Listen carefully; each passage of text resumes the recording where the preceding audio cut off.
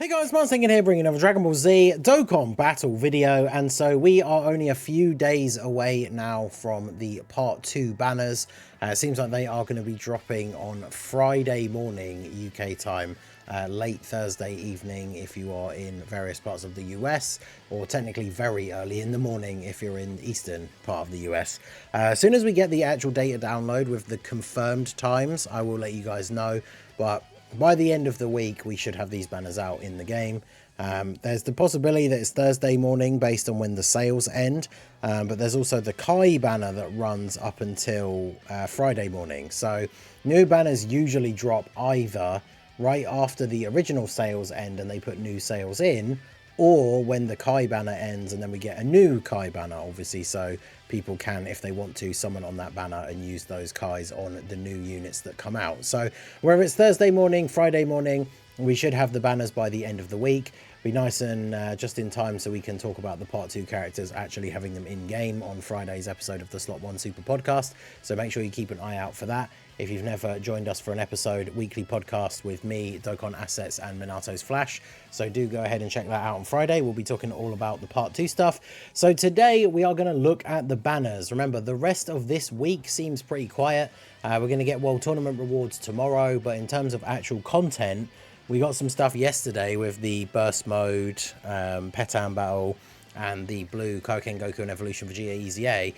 But that's basically it for the week. So to keep you guys going, to stay strong, not waste those stones, we're going to look ahead to the true goal, what people on Global, some of us have been saving for since we saw the Part 2 units on JP when the anniversary occurred.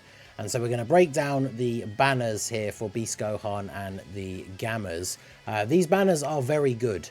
I would say that the Part 2 banners are better than the Part 1 banners. Not just because the units, I mean, we all know everyone wants Beast Gohan. The Gammas are really good, but with the other featured units taken into account as well, both of the Part 2 banners, the Dokkan Fest and the Carnival banner, are probably better than their Part 1 counterparts. So we're going to dive in, take a look at the featured units, talk about them all a little bit here. Make sure you do, guys, hit that like button and subscribe to the channel if you are new. We are on the road to 30k subs. I appreciate everyone that's been coming and checking out the channel recently. So yeah, we're going to jump in and take a look at Beast Gohan's Dokkan Fest banner. So Dokkan Fest exclusive banner, red coins. Now, obviously, for this one, we are going to have the, I would assume anyway, that we're going to have the same format that we had with the Part 1 banners, where we have the 7 steps, 3 multis and then a free one, and then 3 multis, and the third one is guaranteed featured, adds up to 255 stones for 1 full rotation.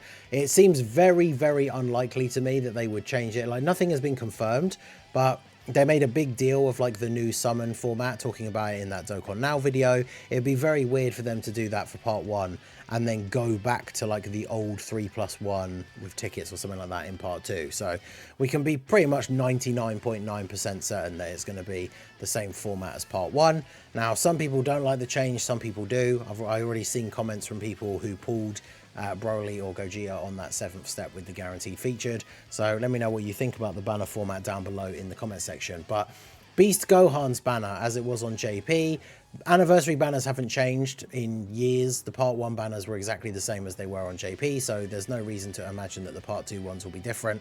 So we're going to talk about a couple of the featured units here that are still very good. Obviously, with any banner, there's going to be a couple of these older units like the Go Bros and Physical Piccolo, who are not really, they're definitely not the units you want to be getting. Even like the AGL Super Saiyans I think are a bit outdated here. And of course, the physical LR Super Saiyan 4s from the 7th anniversary are a bit outdated now as well. Although, of course, potentially with the next anniversary, the 10th anniversary, being in February for both versions, if everything is synced up, these guys will be getting an EZA in the next like 6 months, which is kind of crazy to think about. So obviously, we'll start off with the man himself, what everyone has been looking forward to, the best unit in the game once he releases, and that is the LR Gohan Beast. He leads Superheroes, Bond of Master and Disciple or Miraculous Awakening, 3 key 170, and then the extra 30% to Entrusted Will or Movie Heroes. So good leader skill, lots of different options on there, even for just the 3 170s. But yeah, very strong leader skill. And then his 12 key super greatly raises attack and raises defense for 1 turn, does colossal damage to the enemy. Remember it's worded, there's no comma or anything, so both of them are for 1 turn. It would be greatly raise attack, comma, and then raise defense for 1 turn if the attack was stacking, so it is for 1 turn. And then greatly raise attack on the 12 key, 18 key, which does have a comma, raise defense for 4 turns. So the 18 key is infinitely stacking his attack with a greatly raise, and then he raises defense for 4 turns. So obviously if you get an additional, you will greatly raise your attack for that turn, and of course the defense as well. So very, very good. Mega Colossal, of course, on the 18. Then he has a unit super attack, which is just by having a Piccolo on the rotation. Greatly raises attack still, raises defense for 4 turns, mega colossal damage, raises all allies' chance of performing a crit by 20% for 1 turn, and disables an enemy action once within the turn. So the damage modifiers, the attack raise and the defense raise is all the same, but the allies' crit chance and the action break is what is unique to the unit super. So it's one of those things, if you don't want to run Piccolos, there's not a lot of ones that are still super good in the meta outside of Orange Piccolo. The STR banner one can still be kind of decent, but you're not missing out on anything in terms of like Beast Gohan and how he raises his stats by not having the unit super. But those extra little abilities are definitely useful. And then of course our guy has an entrance animation. He gets key +8 and chance to crit 40%, damage reduction of 40% for 5 turns as his intro. Then he has key 3, attack and defense 250, and guards all attacks. Additional 50% attack when attacking, chance to crit 20%, +20% when key is 24, so obviously that would put him up to 60. Additional defense 80% and damage received 20% if key is 24 when receiving an attack. So if he gets to 24 key and his intro buff is still up, he has 60% damage reduction. Key +1 per key sphere obtained. Launch an additional super and all allies key 3 self-excluded within the same turn after receiving an attack. Key 1 up to 5 and within the same turn, attack and chance to crit 20% with each attack received. Additional chance of performing a crit 20%. Additional damage reduction 20% and all allies key +2, starting from the turn in which the character performs the 5th attack or receives the 8th attack.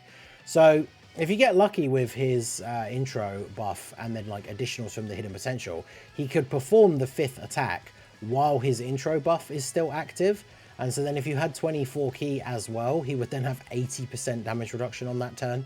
And then each attack he receives, he gets 20% crit chance within that turn, on top of already having the 20% extra chance when his key is 24, as well as the intro buff. So like he can basically get guaranteed crits if he gets hit a couple of times. So very, very good, very strong passive. He has the active skill that gives him a guaranteed 24 key, as well as 158% defense. Intercepts all enemies' attacks and performs a crit for 1 turn. So he has the target ability. However, instead of dodging like Gogeta, he gives himself 24 key, which is of course going to give him the extra damage reduction and stuff from his passive, and gives him a multiplicative defensive buff, which is a very big amount of defense. So basically he targets all the attacks onto himself and then he tanks them all. So he is the headliner, he is the #1 guy, he's the one everybody wants. We do have the banner unit, Krillin and 18. Now, I don't know what it is with the translation. Obviously, this is just the translation of the card from JP. So I'm assuming once the global version actually comes out in the data, it is going to have a different name. But it is hilarious that the translation of the name of this card is Friends That Surpass Obstacles. You know, the husband and wife, 18 and Krillin. Friends That Surpass Obstacles. So these guys greatly raise attack and defense on their super. They lower attack and defense as well. They have medium chance to dodge. They have a bit of crit chance as well as... yeah, they have crit chance and dodge with superhero allies. As long as there's a superhero... sorry, as well as giving superhero allies 1 key when there's another superhero ally in the same turn. Additional attack and defense 30% with each attack evaded up to 90%. Additional attack and defense 180 within the same turn before receiving an attack. Superheroes allies attack and defense 50% for 2 turns. Self-excluded if HP is 50% or more at the start of the turn. So as long as you have 50% or more HP, pretty decent little superheroes category support unit. They do get extra defense before they receive an attack. So basically these guys, you just build them full dodge. They can be good in slot 1.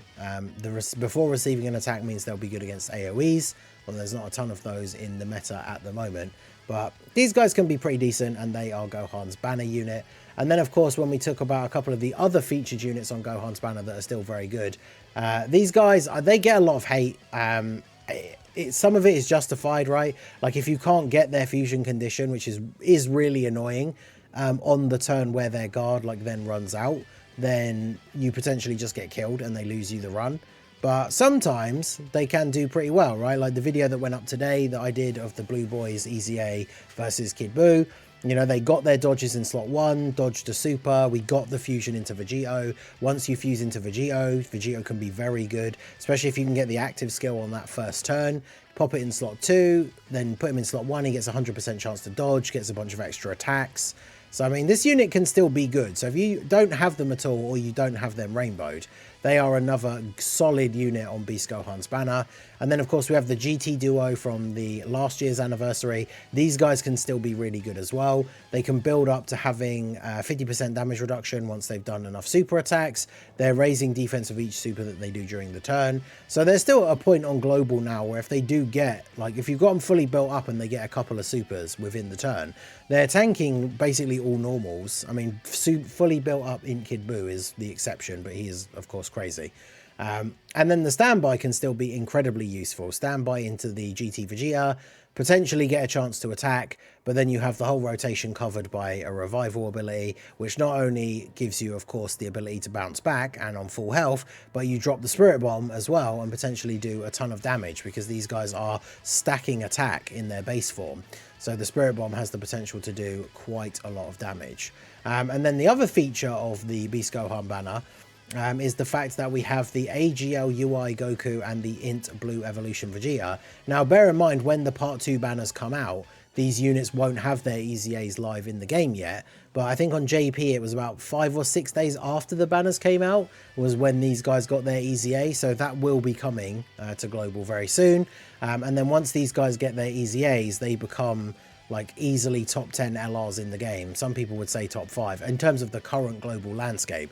Like, these guys become very, very good when they get their EZA, and they are featured on Beast Gohan's banner. So Beast Gohan's banner, you got Beast, you got Krillin 18, the Blue Boys GT Duo, the 6-year LRs, all very good pulls off of this banner. The 8-year LRs, of course, like we said, or sorry, the 7-year LRs, Super Saiyan 4s, potentially getting an EZA in 6 months. So really, it's like the AGL Super Saiyan Duo and then the Go Bros and Physical Piccolo are kind of like the dead pulls on this banner. Obviously, if you're somebody who has some of these units rainbowed already, then of course, they're not going to be good pulls for you. But his banner is very, very good. Some of these units are exceptional still, especially the GT Duo. Still find myself using them on tons of teams in difficult events now. So very, very good. And the Blue Boys, tricky though they can be sometimes, good leader skill, good kit. Like, when they actually perform well, then they can be really good still. So Beast Gohan's banner absolutely stacked. And then of course we do have the Gamma's Carnival banner.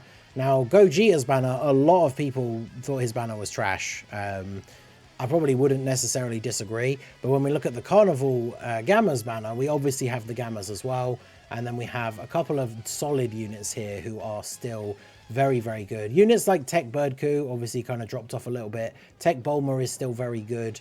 The Int Zamasu can still be used in some situations, especially against like a tech boss. Same with Int Rose, he can still be solid on those teams with the other Zamasu and Rose units. And then we have a couple of featured SSRs like this Trunks, STR Godku and Physical Vegeta. They are by far, of course, the worst units on the banner. Definitely the dud pulls. But when we look at the main units that you can get off of this banner that will still be very solid pulls, of course we have the new Gamma 1 and 2. These guys are a 200% lead for superheroes. They get a bunch of extra stats when HP is above a certain amount. It's only 30% or more. They give support to superheroes, join forces, or defenders of justice.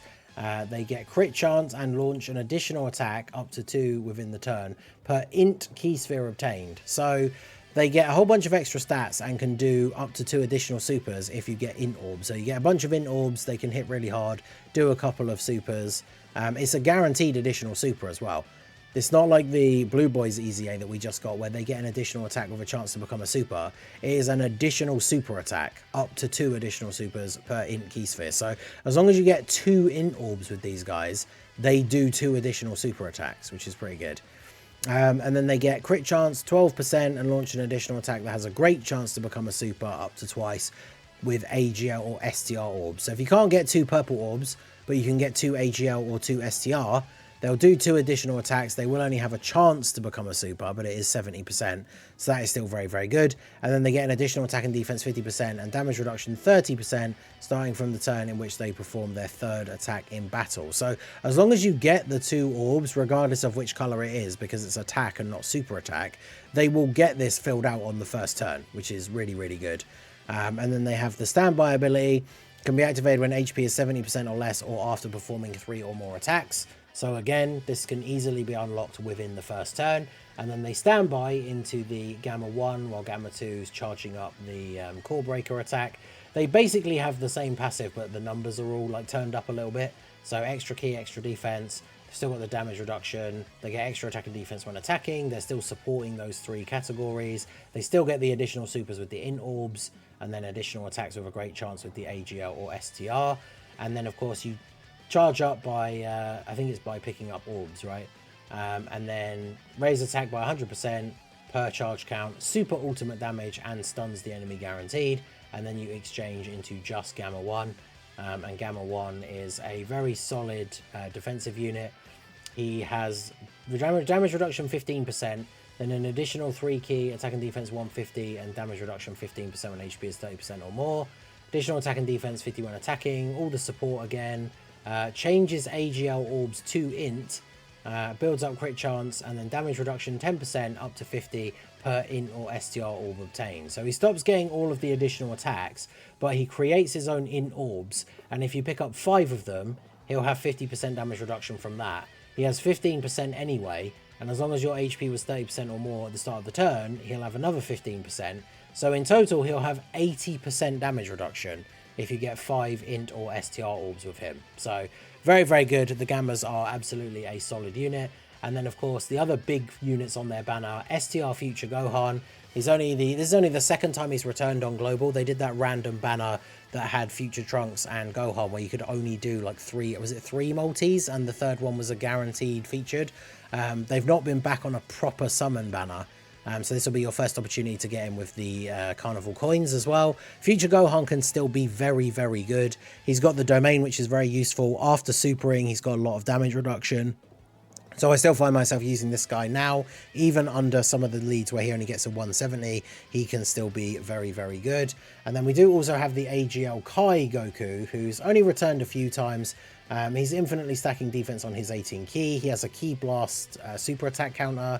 He has the ability to survive KOs and then heal you by quite a lot at the end of the turn. So this guy can still be pretty good. He has guard. So this guy's pretty solid as well for a Carnival LR. Carnival LRs don't return a huge amount, right? So when we look at the banner, a lot of people have asked me about like spending Carnival coins.